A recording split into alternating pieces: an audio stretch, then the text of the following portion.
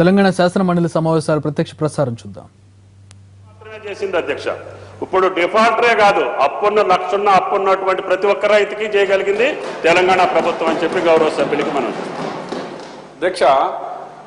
Reserve bank of India order ఇస్తుంది కానీ డబ్బులు ఇవ్వదు. డబ్బులు కేంద్ర ప్రభుత్వం డబ్బులు ఇస్తామని రిజర్వ్ బ్యాంక్ ఆఫ్ ఇండియాకు జమ కడితే reserve bank of India all ఇండియాలో ఉన్న బ్యాంకర్స్కు ఇన్స్ట్రక్షన్ ఇచ్చి అయ్యా 72,000 కోట్ల రూపాయలు ఇది మాఫీగా ఈ రైతుల లిస్ట్ ఇది ఉంది చేపట్టుమన్నారు. దాంట్లో ఉమ్మడి రాష్ట్రంలోనే 13,000 కోట్లు, నేను తెలంగాణకు 13,000 కోట్లు అని అంటలేను. దాంట్లో మీకు చెప్పే అధ్యక్ష, వన్ టైం రిలీఫ్ ఇవ్వడం వల్ల రైతు టోటల్గా ఫ్రీ అయినాడు. ఇప్పుడు మీరు ఇచ్చే దాంట్లో వన్ టైం ఇచ్చే ఉంటే బాగుంటుండే. ఇదే లాస్ట్ సభలో మనం ఫైనాన్స్ బిల్ మీద మాట్లాడేటప్పుడు సభలో మాట్లాడేటప్పుడు గౌరవ ముఖ్యమంత్రి గారు సభలో ఏమన్నారు ఒకసారి ఈనాల చైర్మన్ గారు మీ ద్వారా మన మంత్రివర్యులను తెలియజేస్తున్నాను. అసెంబ్లీ సెషన్లో ఫైనాన్స్ బిల్ మీద మాట్లాడుతూ సీఎం గారు ఏమన్నారు, ఒకవేళ కేంద్ర ప్రభుత్వం 3.5 FRBMగా ఒకవేళ నాకు అనుమతి ఇస్తే నేను 2 ఇన్స్టాల్మెంట్ వన్ టైం కట్టేస్తానని గౌరవ ముఖ్యమంత్రి గారు హామీ ఇచ్చిన సంగతి మీకు గుర్తు చేస్తున్నాను. రికార్డు కావాలంటే దాంట్లో కూడా డిస్ప్యూట్ ఉంటే చేయండి, ఉంది కదా.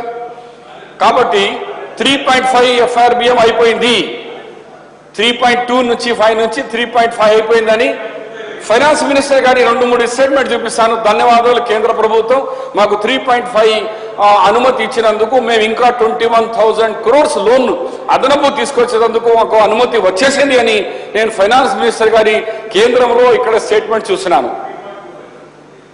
ఆయన ఇచ్చింది అంటున్నాను, 21,000 crores అదనపు లోను మనకు ఆర్తా వచ్చింది. దాంట్లో 9,000 crores ఆల్రెడీ తీసుకున్నాం, ఇంకా 21,000 crores బ్యాంకులో బారో చేస్తున్నాం అని కూడా మేము చేసినాం. బహుశా ఈ విషయం చైర్మన్ గారు రేపు ఫైనాన్స్ మినిస్టర్ గారితో ఆ స్టేట్మెంట్ ఇప్పియండి. మరి గౌరవ ముఖ్యమంత్రి 3.5 వస్తే ఇస్తా అని హామీ ఇచ్చినారు, వచ్చిందని ఫైనాన్స్ మినిస్టర్ చెప్పినారు. ఇక్కడ మాత్రం వచ్చిన తర్వాత ఆ విషయం కూడా తెలియజేస్తే మాకున్న డౌట్ కూడా పోతుంది. మరి ముఖ్యమంత్రి గారు చెప్పిన దాని మీద ఎందుకు అమలు అవుతలేదు అని కూడా డౌట్ పోతుందని మేము తెలియజేస్తూ అధ్యక్ష, దీనివల్ల ఫార్మర్స్ చాలా ఇబ్బందికరంగా దాదాపు లెక్కల వేరియస్ పేపర్స్ ద్వారా వచ్చిన దాంట్లో లెక్కల ప్రకారంగా అధ్యక్ష ఫార్మర్స్ సార్ ఇంకా స్టార్ట్ కాలేదని అది ఇంకా పేజ్ ఫస్ట్ లోనే ఉన్నా. మీరు ఎన్నరన్నా ఉండండి, 10 నిమిషాల్లో మాట్లాడాలి. అది షార్ట్ డిస్కషన్, వ్యవసాయం షార్ట్ డిస్కషన్ 20 minutes అయినప్పటికీ కూడా మీకు 15 నిమిషాలు ఇంకా పేజ్ 1లోనే వచ్చినా. ఇంకా ఇన్ని పేజీలు ఇచ్చినాడు అది ఎక్కడైతే అధ్యక్ష.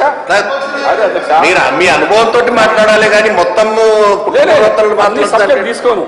ఒక 3-4 సబ్జెక్ట్ అని దీన్ని మాట్లాడేయండి. మరి నేను స్టార్ట్ చేయలే. 2-3 మంత్రులు ఇప్పటికే లేచినారు, 10 నిమిషాలు మంత్రి గారు లేచినారు. సరే అన్న, లగ్గాలు ఉన్నాయి. కొంతమంది మన డికే అరుణ గారి వాళ్ళ సిస్టర్ బిడ్డ మ్యారేజ్ లో కొంతమంది పోయినారు, అందరికీ ఉన్నాయి అధ్యక్ష. ఇక నేను అందరు మంత్రులు చెప్పాలా? కంక్లూడ్ చేయండి అధ్యక్ష. నేను దాంట్లో వస్తున్నాను. ఇక పోతే రైతుల సంగతి అధ్యక్ష. పేపర్లో కానీ కొన్ని ఆర్గనైజేషన్స్ ఇచ్చేందుకు 2,650 రైతులు ఇప్పటికే వ్యవసాయంలో గిట్టుబాటు ధర రాకనే, లేకుంటే లోన్ మాకు వస్తుందని నమ్మకంతో రాకపోవడంతో కానీ దానివల్ల 2,650 అంటే 2,650 మంది రైతులు ఆత్మహత్య చేసుకున్నారు. కానీ గవర్నమెంట్ ఏమో 750 రైతులు చనిపోయినారు గుర్తించినారు. 340 మంది రైతులకు ఇప్పుడు వరకే 6 లక్షల ఎస్గ్రేషియా ఇచ్చిన విషయం మాకున్న ఫిగర్స్. ఫిగర్స్ గవర్నమెంట్ దగ్గర కరెక్ట్ ఉండొచ్చు, ఇది మాకున్న ఫిగర్స్. కానీ నేను అనేది అధ్యక్ష, మీరు అనొచ్చు కాంగ్రెస్ గవర్నమెంట్ చనిపో. ఎస్, కాంగ్రెస్ గవర్నమెంట్లో కానీ టీడీపీ గవర్నమెంట్ రైతులు ఆత్మహత్య చేసిన విషయం వాస్తవం, నో డిస్ప్యూట్. కానీ ఎప్పుడు కూడా ప్రభుత్వానికి ఉన్న అధికారులకు మేము చెప్పలేదు, రైతు ఆత్మహత్య చేసుకుంటే మీరు తక్షణమే నోట్ చేసండి, గవర్నమెంట్కి పంపండి. గవర్నమెంట్ ఒక కమిటీ వేసింది, ఆ కమిటీ ద్వారా 6 లక్షల రూపాయలు ఇచ్చేసి ఇతర సాయం చేయాలని ఆదేశాలు ఇస్తే, ఈ ప్రభుత్వంలో ఏం చేస్తున్నారంటే తెలంగాణ బిడ్డలు చనిపోతూ ఉంటే, ఆత్మహత్యలు చేసుకుంటా ఉంటే వాళ్ళ ఇంటికి ఒక ముఖ్యమంత్రి గారు పోలే, రైతుల దగ్గర మంత్రులు పోరు, ఎమ్మెల్యేలు పోరు. అయ్యా రైతులు ఆత్మహత్య చేసుకోకుండా ఈ ప్రభుత్వం మీకు అండగా నిలబడుతుంది అని ధైర్యం ఇచ్చే కార్యక్రమాలు చేయలేదు. ధూమ్ధామ్ తెలంగాణకు చేసినట్టు మేము అన్నాం ప్రభుత్వానికి ఇదే సభలో. అయ్యా మీరు ఆటల పాటల ద్వారా రైతులకు ఒక స్కీమ్ తీసుకుపోయి ఆత్మహత్య చేసుకోవద్దు, మీ ఎంబడ మేము ఉన్నామని ఒక ధైర్యం ఇచ్చే కార్యక్రమాలు విలేజ్కి మీరు ఒక కల్చరల్ బృందానికి పంపండి అని మేము సూచనలు సూచన ఇస్తున్నాం సార్. నేను ఏమిస్తున్నారు? ఎప్పుడు వచ్చింది? మీ ఇంటికి వచ్చేసిందా అధ్యక్ష? కాబట్టి ధైర్యం ఇచ్చేందుకు ఫెయిల్ అయిపోయింది ప్రభుత్వం. దానివల్ల రైతులు చనిపోతా ఉంటే మీరు ఇన్స్ట్రక్షన్ ఇచ్చినారు ఆమోదం చేయొద్దు, వాళ్ళు చనిపోయినట్టుగా అది చేయొద్దు అని ఇన్స్ట్రక్షన్ ఇస్తే ఎట్లా సార్? పోతే 6 లక్షలు పోతాయి కదా, ఒక రైతు కుటుంబానికి సాయం చేసిన వాళ్ళు అవుతారు కదా. అధ్యక్ష, గౌరవ ప్రతిపక్ష నాయకులు వారు మాట్లాడుతున్న విధానం ప్రభుత్వం ఫెయిల్ అయిపోయింది, రైతులకు భరోసా కల్పించలేదు.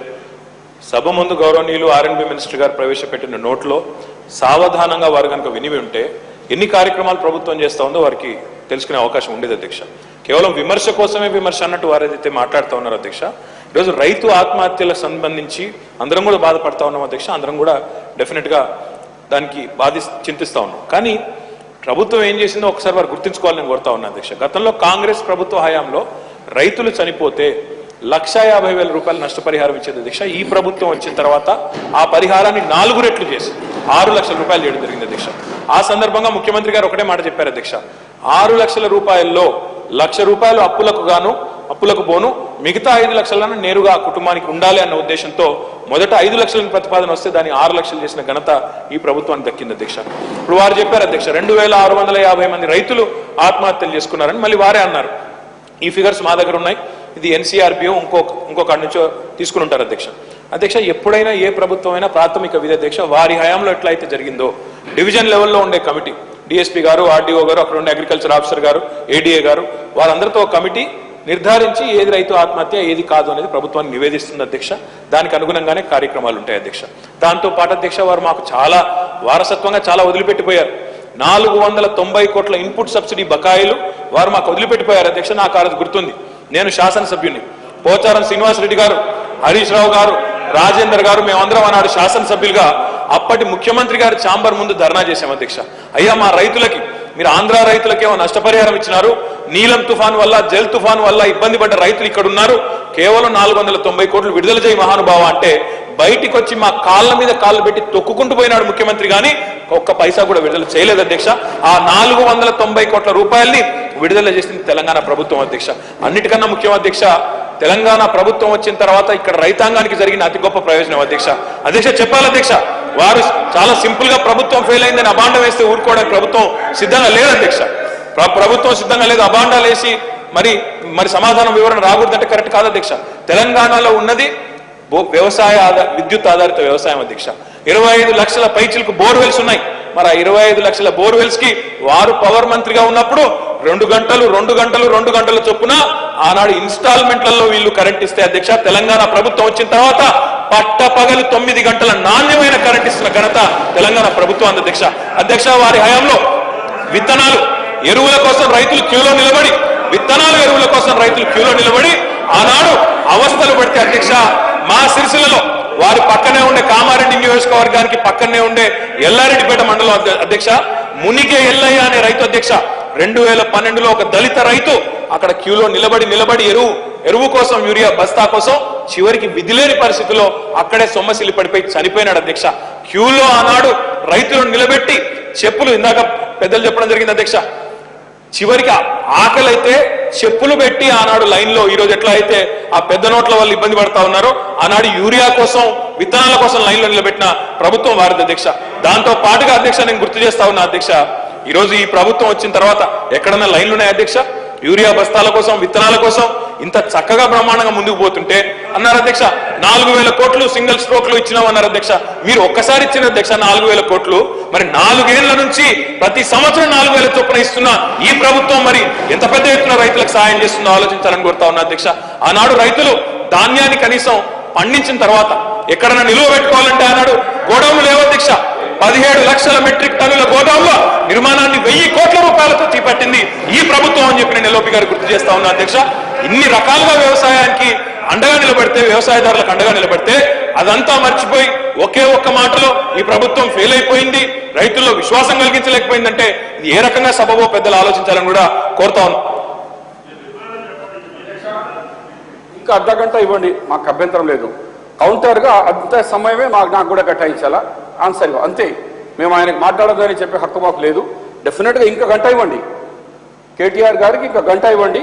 కానీ అంతేనే మాకు కూడా గంట సేపు ఇవ్వాలి. ఆయన మంత్రి, ఆయన శాఖ లేకుండా ఆయన జవాబిస్తున్నారు, ఇచ్చి హక్కు ఉంది ఆయనకు. ఎస్, హక్కు ఉన్నది మీకు, ఇవ్వండి. నేను కూడా లీడర్ ఆఫ్ ది అపోజిషన్ ఉన్నాను, నేను కూడా అపోజిషన్ లీడర్ ఉన్నాను. కాబట్టి నేను అడుగుతున్నానాయా, నేను ఉన్నది అంటున్నా. అరే నేనే అంటున్నా ఆయనకు ఉన్నది హక్కు, నాకు కూడా అంతే.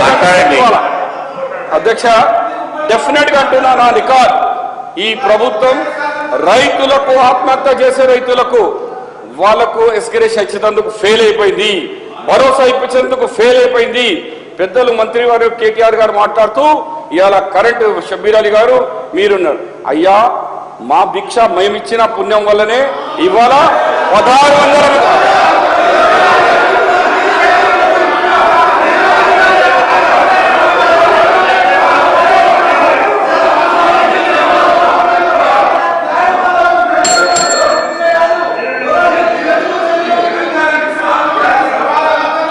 Silent, please.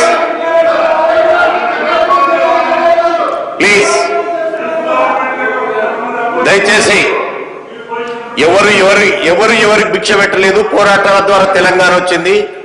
దయచేసి ఆ విషయాన్ని గుర్తిస్తే మంచిది. అధ్యక్ష, నేనేమంటున్నానంటే ఎస్ చెప్తాను బరాబర్.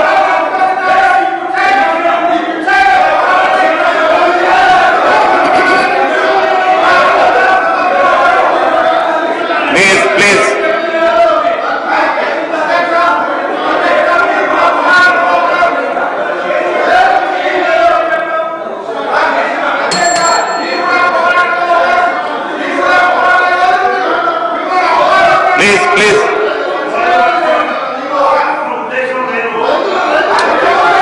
భిక్ష అనే పదాన్ని వాడటం మర్యాదకరం కాదు అనే విషయం గుర్తుపెట్టుకోవాలి.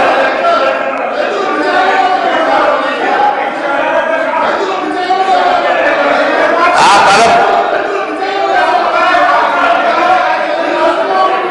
మంత్రి గారు. సార్, స్పీకర్ సార్, నిన్ననేమో శాసనసభలో అక్కడ ప్రతిపక్ష నాయకుడేమో తెలంగాణ ఇచ్చి పొరపాటు చేసామని ఆయన అంటారు, ప్రజా ఉద్యమాలను అణిచివేసే బాగుండేదని ఆయన అంటారు. ఇక్కడ ప్రతిపక్ష నాయకుడేమో ఈరోజు మేము ఇచ్చిన భిక్ష అని వీరంటారు. అధ్యక్ష, తెలంగాణ ఇందాక తమరు చెప్పినట్టు ఎవరి భిక్ష కాదు అధ్యక్ష, ఎవరి దయ కాదు. ప్రజలు పోరాటం చేస్తే పాలకుల మెడలు వంచి తెచ్చుకున్నారు ప్రజలు తప్ప ఎవరి భిక్ష, ఎవరి దయా దాక్షిణ్యాలతో తెలంగాణ రాలేదు అధ్యక్ష.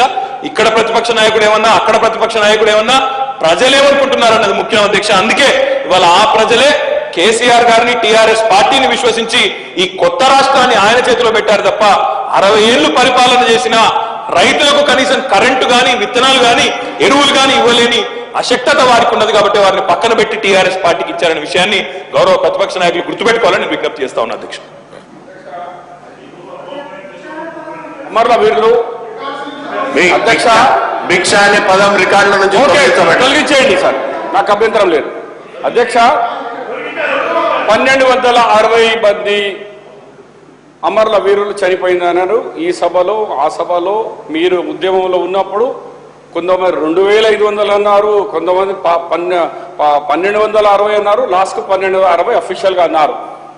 ఇవాళ నేను అడుగుతున్నాను, మీరు తెలంగాణ ఉద్యమం చేసినాడు శ్రీకాంత్ చారి కానీ అలాంటి యువకులు ఆత్మహత్య చేసుకునే వాళ్ళకు దయచేసి ఉద్యమం మీద మాట్లాడేది ఉంటే ఇంకో చర్చ మాట్లాడదాం. ఇప్పుడు వ్యవసాయం మీద దయచేసి దాని మీద మాట్లాడండి. ఒక సందర్భం వచ్చింది, మాట్లాడాలి, అయిపోయింది, అది కోట్ చేయండి. ఇప్పుడు వ్యవసాయం మీద మాట్లాడండి. అరే 10 लाख रुपए देके हाथ तोलिए.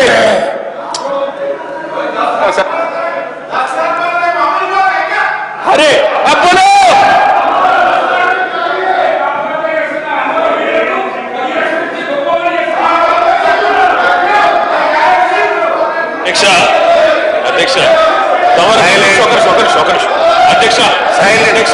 అధ్యక్ష, అధ్యక్ష, ఈ రోజు కాంగ్రెస్ పార్టీ కూడా అమరవీరుల గురించి మాట్లాడుతుంటే మాకు నవ్వొస్తుంది అధ్యక్ష.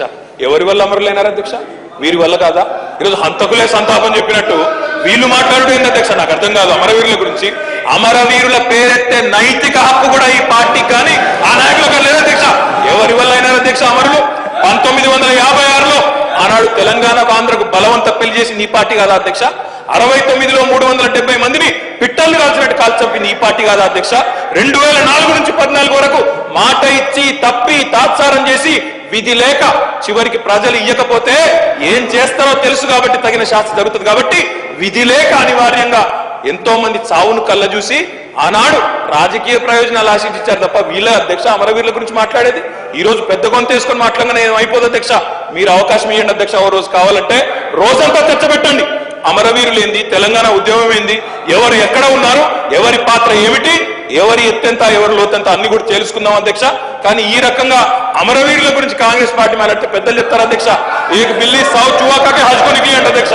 100 ఎలుకలు తిన్న పిల్లి తీర్థయాత్రలకు బయలుదేరిందంట. అట్లా ఉన్నది వీళ్ళ తీరు. దయచేసి ఈ రకమైన ఒకవేళ సంభాషణ కొనసాగించదలుచుకుంటే తమరు ఒక రోజు మొత్తం అవకాశం ఇవ్వండి అధ్యక్ష. తప్పకుండా అంతా మాట్లాడతాం. కానీ ఈ రోజు సబ్జెక్ట్ మాట్లాడితే మేము సిద్ధంగా ఉన్నాం సమాధానం ఇవ్వడానికి. లేదు మేము సబ్జెక్ట్ మాట్లాడడం, సబ్జెక్ట్ లో చెప్పడానికి ఏమీ లేదు కాబట్టి ఇంకో విషయాలు మాట్లాడతాం అంటే వారి ఇష్టం అధ్యక్ష. వ్యవసాయం మీద మాట్లాడు, నోట్ పైన మాట్లాడు. ఓకే, ఆయన ఏమన్నారు సుధాకర్ రెడ్డి గారు అంటే 10 లక్షలు ఇచ్చిందే గొప్పది, తక్కువ అమౌంట్ అన్నారు. అంటే అమరవీరులకు ఇచ్చే రెస్పెక్ట్ ఇది సిగ్గుండాలా? ఏం మాట్లాడుతున్నారు? 10 లక్షలు గొప్ప చేస్తే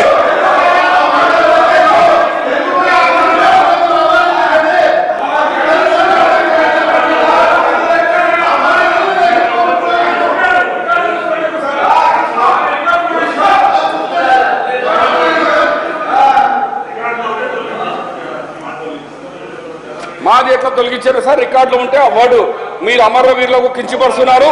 10 లక్షలు